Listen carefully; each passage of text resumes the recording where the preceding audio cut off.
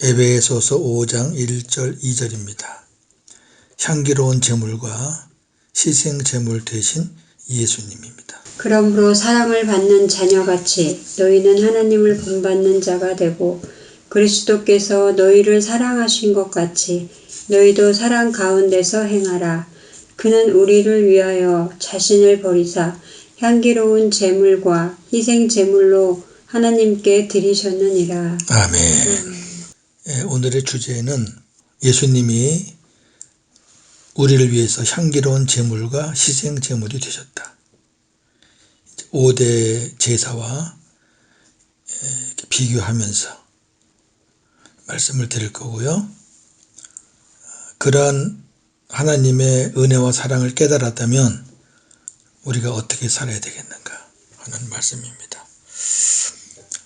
1절부터 2절 상반절까지 그러므로 사랑을 받는 자녀같이 너희는 하나님을 본받는 자가 되고 그리스도께서 너희를 사랑하신 것 같이 너희도 사랑 가운데서 행하라. 아멘.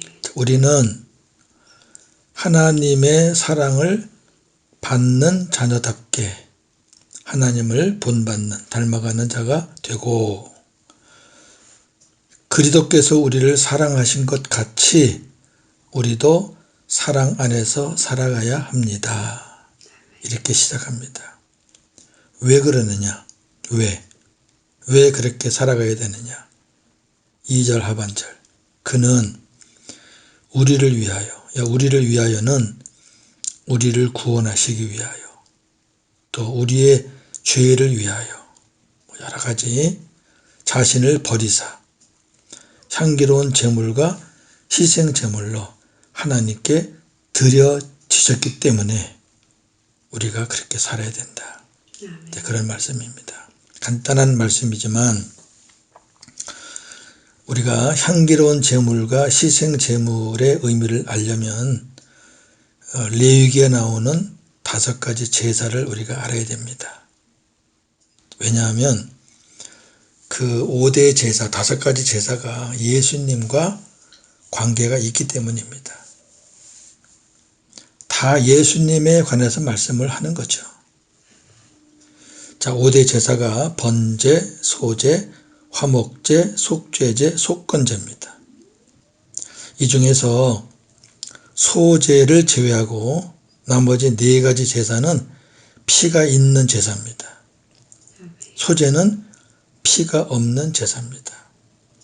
그리고 번제와 소제와 화목제는 향기로운 제사입니다. 그런데 속죄제와 속건제는 향기가 없는 제사입니다. 이게 전체적인 틀입니다. 이제 구체적인 거는 제가 하나하나 말씀을 드리는데 향기로운 제물과 희생 제물로 하나님께 드려졌다. 피 없는 제사는 오늘 좀 생략하고요. 십자가에서 일어난 일이니까 4가지 제사를 보겠습니다. 자, 우선 향기로운 제물, 향기로운 제사, 번제와 화목제입니다. 왜 향기로운 제사라 그랬는가?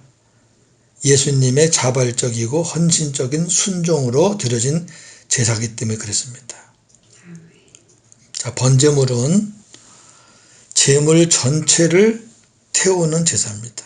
머리부터 발끝까지 다 태웁니다. 하나도 안 남습니다. 번제는. 예수님은 우리를 구원하시기 위해 십자가에서 물과 피를 남기지 아니하시고 머리부터 발끝까지 온몸 전체를 드리는 완전한 순종과 헌신을 하셨습니다. 아멘. 우리는 얼마나 기쁨으로 헌신적인 예배와 그리고 순종의 삶을 드리고 있나요? 로마서 12장 1절입니다. 그러므로 형제들아 내가 하나님의 모든 자비하심으로 너희를 권하노니 너희 몸을 하나님이 기뻐하시는 거룩한 산 제물로 드리라.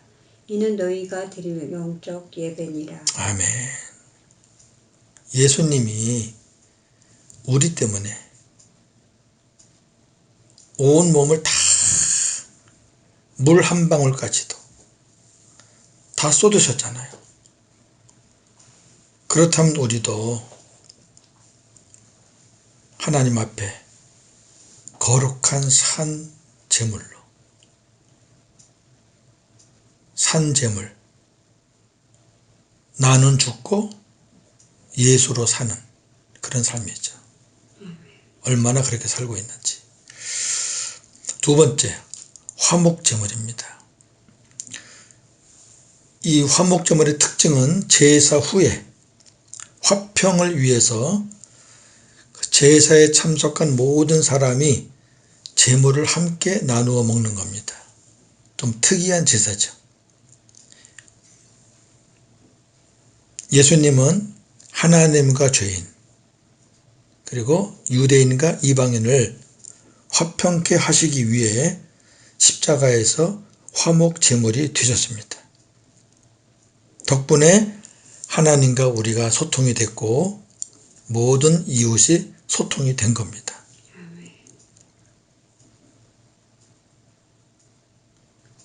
그렇다면 우리는 얼마나 하나님과 사람 앞에서 화평의 삶을 살고 있나요? 받았으니까, 우리가 은혜를 받았으니까 우리도 예수님처럼 화평의 삶을 살아야 되겠죠. 먼저 하나님과의 화평, 로마서 5장 1절. 그러므로 우리가 믿음으로 의롭다 하심을 받았으니 우리 주 예수 그리스도로 말미암아 하나님과 화평을 누리자. 아멘. 하나님과 화평을 누리고 계시나요? 사람 간의 화평입니다. 야고보 3장 18절. 화평하게 하는 자들은 화평으로 심어 의의 열매를 거두느니라. 아멘. 우리는 화평하게 하는 자들입니다. 화평케 하는 자는 복이 있나니. 화평을 심어야 의의 열매를 거둡니다. 얼마나 거두고 있는지. 우리가 예수님은 번제물로 다 태우셨다. 예수님은 화목제물로 화평을 위해서 제물이 되셨다. 그거 이론으로 배우는 거 무슨 소용이 있겠습니까? 자, 주님이 그렇게 하셨다. 그럼 우리는, 그렇다면 우리는, 그러니까 1절에 너희가 사랑을 받았으니까 하나님을 본받는 자가 되고 주님이 너희를 사랑하셨으니까 너희가 그 사랑 가운데서 행해야 되지 않겠느냐, 그거죠. 자, 희생제물. 희생제물은 속죄제와 속건제입니다. 이 속죄제와 속건제는 향기가 없습니다. 왜 향기가 없느냐? 죄 때문입니다. 죄를 속해주는 제사거든요. 그러니까 죄로 인해서 필연적인 희생, 그러니까 죄 때문에 필연적으로 죽으셔야 되는, 그 죄 때문에 향기가 없는 겁니다. 자, 속죄제물 특징. 다른 제사와 달리 속죄 제사는 그 제물을 가지고 성문 밖으로 나갑니다. 왜? 더러운 거라 성문 안에서 못 태워요. 성문 밖으로 갖고 나가서 태우는 제사입니다. 예수님은 죄가 없으시지요. 그런데 우리의 죄 때문에, 우리의 죄를 속하시려고 가장 큰 죄인으로 죽으신 겁니다. 율법대로 예루살렘 성 안이 아닌 예루살렘 성문 밖 골고다에서 저주의 십자가에서 달리셨습니다. 죄로 인해 지옥 갈 우리들이 주님의 은혜로 속죄함을 받았으니 어떻게 우리가 살아야 할까요? 히브리서 13장 12절 13절입니다. 그러므로 예수도 자기 피로써 백성을 거룩하게 하려고 성문 밖에서 고난을 받으셨느니라. 그런즉 우리도 그의 치욕을 짊어지고 영문 밖으로 그에게 나아가자. 아멘. 자, 예수님이 우리를 거룩하게 하려고 성문 밖에서 고난을 받으셨다 그랬잖아요. 이게 속죄제입니다. 어떤 분들은 그래요. 예수님이 고난을 받았으니까 우리는 행복하게 즐겁게 기쁘게만 살면 된다. 왜 우리가 또 고난을 받느냐. 고난 없는 영광은 없습니다. 그런즉 우리도 그의 치욕을 짊어지고 그의 발자취를 따르자. 깊이 생각해야 되는 말씀입니다. 속건제입니다. 속건제물의 특징은 사람과의 그 보상 문제인데 원금 플러스 원금의 5분의 1 더합니다. 20%를 그 넉넉한 배상이죠. 그렇게 드린 후에, 그러니까 배상한 후에 드리는 제사가 속건제입니다. 그러니까 사람 간의 문제가 생겼을 때에는 사람 간의 문제를 먼저 해결한 후 드리는 제사가 속건제입니다. 이 원금 플러스 5분의 1이 안 되면은 제사가 안 되는 겁니다. 무슨 의미가 있을까요? 예수님은 십자가에서 죽으심으로 죄인들이 하나님과 사람들에게 진 빚을 완전히 넉넉히 보상해 주신 겁니다. 많은 사람들이 하나님과의 관계는 중히 여기면서도 이웃과의 관계는 가볍게 여기는 경향이 있습니다. 우리는 그렇지 않나요? 아니, 하나님과의 관계만 좋으면 됐죠 뭐. 그런데 하나님은 이 부분에 대해서 무엇라고 말씀하시는지 이 마태복음 5장 23, 24절 말씀이 속건제에 관한 말씀입니다.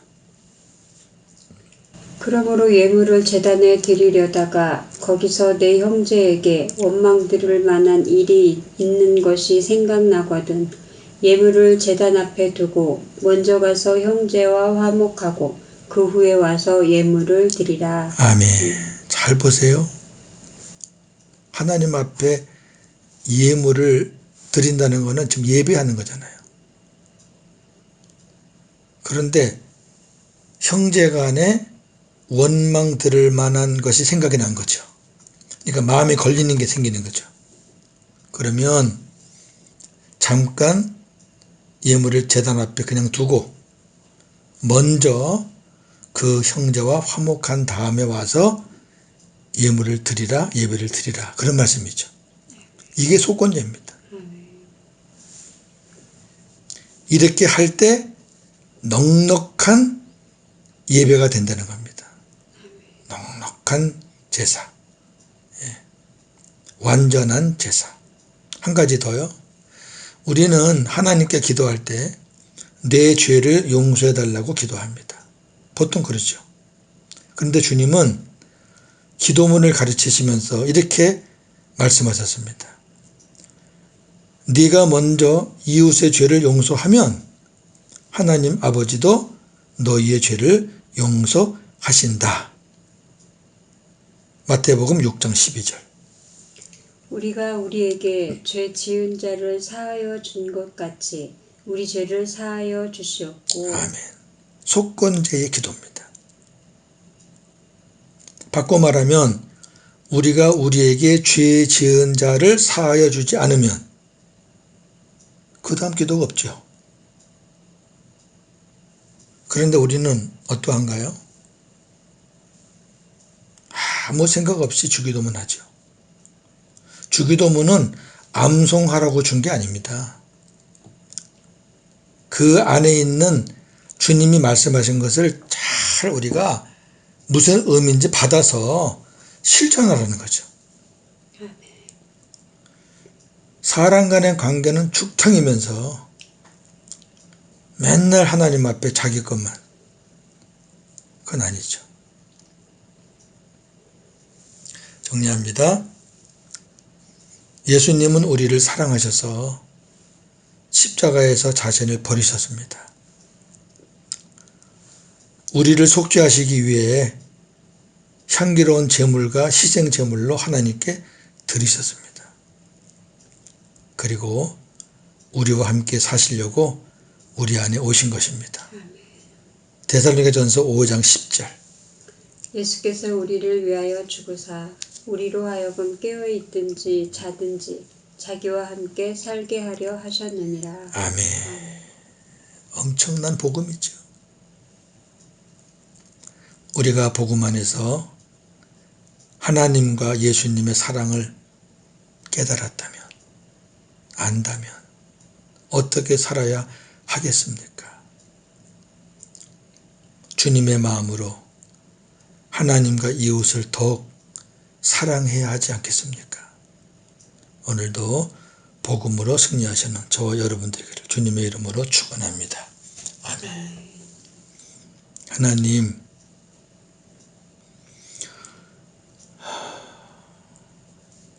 우리를 사랑하셔서 예수님을 십자가에